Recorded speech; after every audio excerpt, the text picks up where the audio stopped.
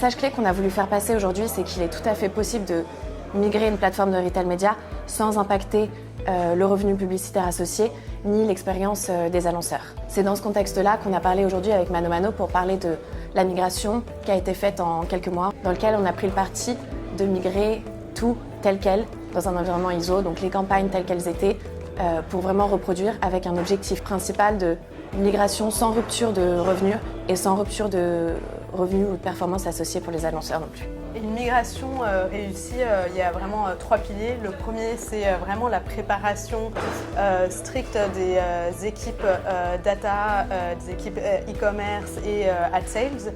Ensuite, c'est vraiment une collaboration étroite entre les équipes internes et celles du partenaire avec vraiment des objectifs définis dès le début. Et enfin, c'est vraiment d'avoir une flexibilité entre les deux équipes pour pouvoir s'ajuster et progresser et vraiment itérer ensemble. Ce qui m'enthousiasme le plus, c'est la montée du machine learning à toutes les étapes du retail média.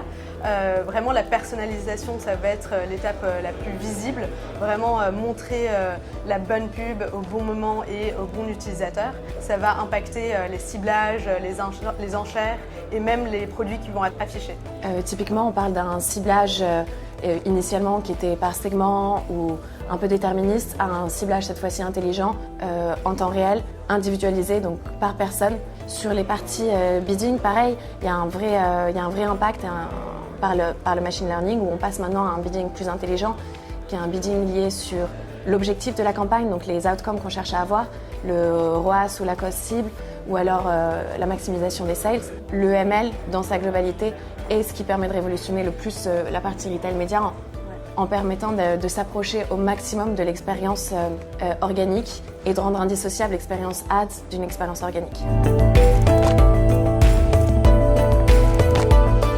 Alors il y a souvent une idée que le retail média impacte l'expérience de l'utilisateur et l'expérience organique. Oui, complètement. Et par ailleurs, c'est même une idée que ça va cannibaliser un peu le revenu organique. Nous, notre conviction, c'est qu'en fait, c'est plutôt même l'inverse. On est capable en fait de venir complémenter l'expérience organique, de rendre d'un point de vue utilisateur presque indissociable le contenu sponsorisé du contenu organique et pour le retailer, à l'inverse, de favoriser des notions comme la conversion, la découverte et donc vraiment de venir complémenter. Pour ça, il faut vraiment casser les silos au sein de l'entreprise et une vraie complémentarité des équipes et des objectifs entre les équipes e-commerce, retail et les équipes ads.